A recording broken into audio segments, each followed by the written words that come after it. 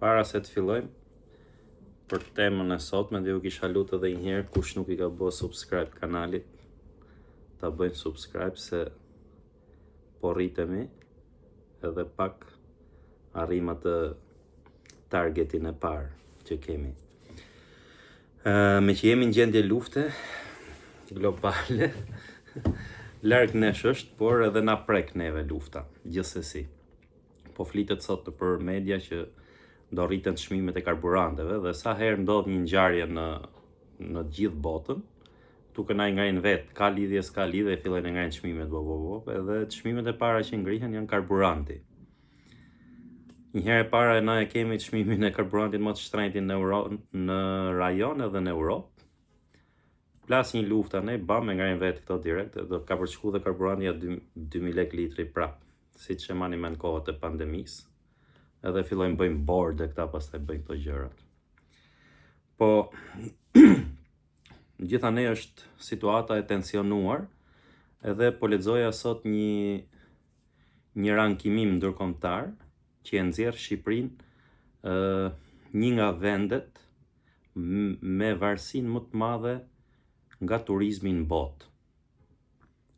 Pra, çfarë do të thotë? Do thënë deg kryesore e ekonomisë, Shqipëria ka turizmi, pra të ardhurat kryesore I vinë nga turizmi. Këto historit jo 12 milion turiste, jo budallishe gjitha me radhë. Ajo që njëherë nezi njëherë, dhe nuk nezi për s'dyti më, na gjithë e kemi pa, domethënë një vit kur nxirrte ky ministra e deputet në për pikat kufitare, si u dilnin si fantazma turistave përpara, për të numrat e turistëve, edhe një shqiptar që shkonte hynte dilte 5-6 herë në Kosovë, kur dilte nuk e regjistrojnë, kur fute e regjistrojnë turist, po nejse, ka pas një farë lëvizje turizmi. Siç e kam diskutuar edhe herë të tjera, ne turizmin nuk e kemi të qëndrueshëm. Dhe kjo është për fajt shtetit. Shteti jo nuk ka infrastrukturë. Mendojeni tani vitin që po vjen, që po futemi në një sezon turistik, se ja marsi, maji fillojnë turizmi. Turistët heqin picirin për të shkuar në Vlorë, do heqin picirin për të shkuar në Korçë, rrugët e prishura, pra ku duhet kalojnë turistët, infrastruktura është katastrofë.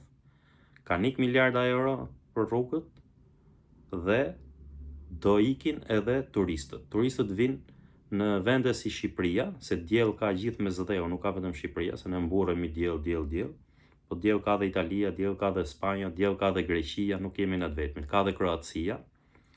Po ajo që ishte interesante është që si ka kalu Shqipëria, pra fakti që për herë themi ne që nuk prodhojmë asgjë, pra ne s'kemi as industri asgjë, ato pak fasoneri që patëm për shkak taksave dhe për shkak politikave masakruese që ka ky shtet po ikin, me ato rrogat 300.000 lekë që punojnë kryesisht gratë. Industri tjetër ne nuk kemi, ne nuk prodhojmë asgjë, dhe fal kësaj rilindjes, këto 13 vitet e fundit, kemi falimentu edhe bujqësinë. Turistët vinë, po themi për 3 gjëra kryesore vinë në një vend. Vinë për klimën, që e kemi, nuk është fal qeverisë, vinë për ushqimin, që ne nuk e kemi më, sepse është pakica ajo, mos shihni 3-4 bujtina që dalin, nuk janë për turizëm masiv ato, nuk përballojnë turizëm masiv. Ne numri I blegtorive ka rënë me mbi 1 milion, numri I gjedhve po ashtu, pra ne nuk prodhojmë më mish, nuk prodhojmë më bylmet, gjëra tradicionale të vendit, fruta perime po kemi vetëm ato kalpsirat 2-3 muaj, as 2-3 muaj, 1 muaj në verë kemi, edhe gjitha I kemi import.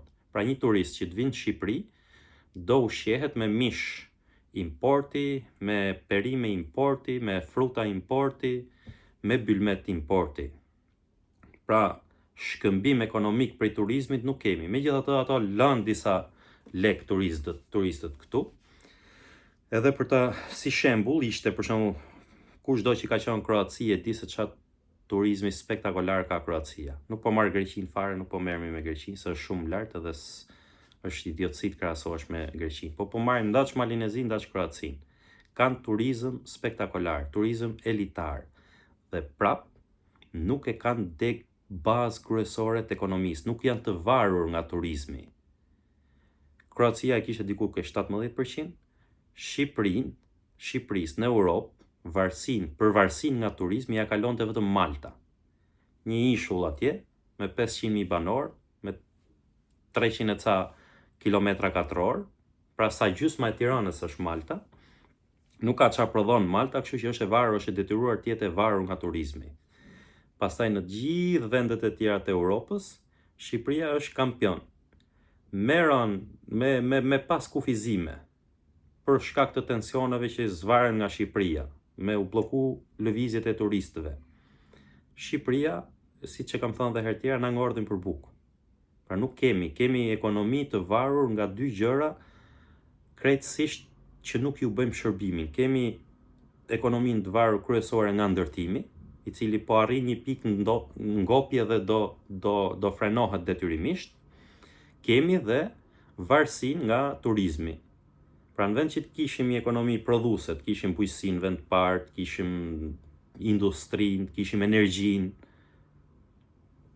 kishim degë të tjera të ekonomisë që të mos kemi varësi vetëm nga turizmi, na e kemi totalisht të varur nga turizmi. Turizmin, siç e thash, nuk i shërbehet turizmit, se nuk shërbehet turizmi duke vjedh 40%, 50% të fondeve që hidhen për një rrugë. E bën miliona euro kilometrin e rrugës, ja vjedh ato, edhe në fund fare ke prap trafik. Tiranë-Durrësi në kohën e verës, në kohën kur vijnë turistët, është asfiksi totale. Ti ikësh për në Elbasan, është katastrofë, gjithashtu rrit 3-4 orë në Elbasan në trafik. Kur ikën për në Vlorë, po Qamet është edhe pjesa e Vlorës, që lidh gjithë jugun, po themi. Krahu tjetër i Veriut nga Shkodra, gjithë e keni pa, çka katastrofe është, do të rish nga 5-6 orë nëpër trafik. Pra, shikoni si e ka çu vendin. E ka çu vendin në një varësi që tani nuk e çfarë i bën më. Vetëm të lutesh, inshallah nuk plasin lufta, inshallah nuk pengohet lëvizja e turistëve, të vinë pak turist që të majnë gjallë shpirtin ne. Kjo është një ekonomi fantazm që e prodhojnë vetëm shtete kleptokratike, shtete mafioze që nuk mendojnë për popullin, por mendojnë vetëm sot për nesër. Mendojnë të pasurohen vetë, mendojnë të vjedhin vetë dhe popullin e lënë mëshirë të fatit edhe të ekspozuar përballë çdo lloj fatkeqësie, po themi, që mund të ndodhë. Ajo që i pritet ndodhë në fillim fare tani me tensionet që kanë filluar me luftën e Iranit, është njëherë çmimi i naftës. Mbajeni mend, mrena javës ose mrena 10 ditësh ka për të rrit çmimi i naftës. Pastaj do fillojnë, ndoshta do ndikojnë edhe rënja e turizmit, se që vitin e kaluar e pam që gati u përgjysmu ardhja e turistëve në Shqipëri. Edhe ky është preludi një ekonomie që në vitet e ardhshme mund ta çojnë Shqipërinë në një falimentim total. Shërbime jo, rrugë, infrastrukturë jo, ujë të pishëm nëpër zonat turistike nuk ka, drita nëpër zonat turistike nuk ka. Atëherë çfarë ngeli? Ngeli vetëm brendi ndërkombëtar e Edi Rama, brendi Milva Economit.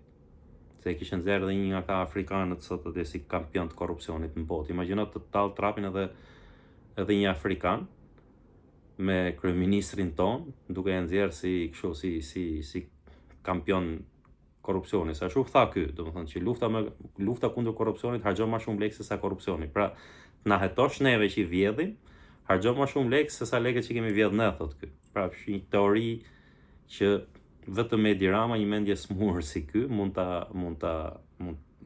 prodhoj, mund ta pjell, mund ta artikuloj. Shpresojmë shumë që të hyjnë gjërat për vijë në këtë vend, sepse bathët nuk tregojnë gjë për mirë.